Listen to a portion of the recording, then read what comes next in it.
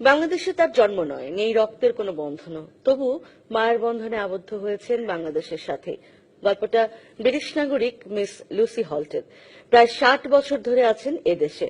ভিনদেশী হলেও মনে প্রাণে বাঙালি, মরতেও চান এদেশেই।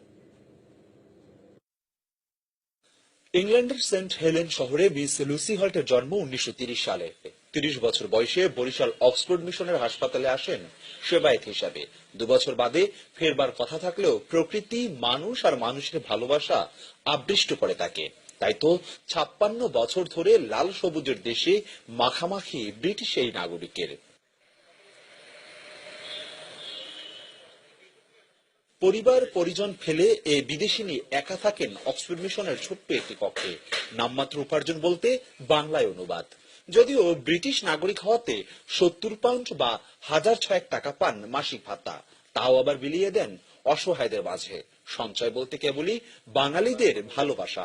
সে কেউ যদি তার কাছে অসহায় দেখে, আবার কেউ যদি কোনো সাহায্য চায়, সে ওই আস্তে আস্তে দেখা যায় যে তার কোনো টাকা থাকে না, সব টাকা মানুষকে দিয়ে দেয়। যেটুকু উনি টাকা ওনার দেশ থেকে পান, সব নিজের জন্য না করে অন্যান্য গরিব, দুঃখী, অসহায়, যার ঘর নাই, অসুস্থ, পীড়িত, তাদের জন্য উনি দিয়ে দিতে চেষ্টা করেন, নিজে কষ্ট করেন।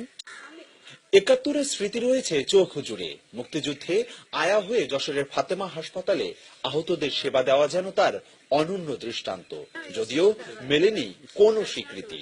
যখন স্বাধীনতার যুদ্ধ চলছিল, আমার খুব মায়া লেগেছে, কারণ অনেক অসামরিক লোকে আঘাত পেয়েছে গুলি কিংবা শেল দিয়ে, আর আমি তাদের সেবা করেছি হসপিটালে। ক্ষোভ রয়েছে ব্রিটিশ শাসন নিয়ে, তাই প্রায়শ্চিত্ত হিসেবে কেউ কিছু বললে বোবামুখে তিনি কষ্ট দেন নিজেকেই। আমি তাদের খুব ভালোবাসি, কিন্তু আমার ইচ্ছা হতো যে তারা পরস্পরকে আর একটু ভালোবাসি, কারণ তারা পরস্পরের বিষয়ে খুব কম ভালো কথা বলে। তাদের সব প্রশংসা শুধু বিদেশিদের জন্য। দ্বৈত নাগরিকত্ব চেয়েছিলেন, পাননি আর্থিক নিঃস্ব এ মানুষটি বছরের ভিসা রিনিউয়ে 40,000 টাকাও কমাতে। লুসি চান নাগরিকত্ব অথবা ভিসা রিনিউয়ের টাকা মওকুফের।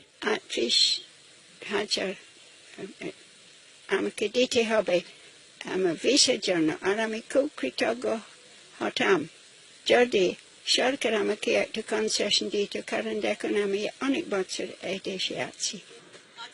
ভালোবেসেছেন বাংলাদেশ, ভালোবেসেছেন বরিশাল, আর তাই জন্ম না নিলেও শেষ নিঃশ্বাস ছাড়তে চান এ শহরেই। বাংলা মাটির সোদা গন্ধেই ঘুমোতে চান চিরদিনের। দেশ খুব ভালোবাসি, আমি বাঙালি লোকদের খুব ভালোবাসি, আর আমি আশা করি যে আমার মৃত্যুর পরে আমার লাশ এই বাংলাদেশি মাটিতে এই কবরস্থানে দেওয়া হবে। অপূর্ব অপু, ডিবিসি নিউজ, বরিশাল।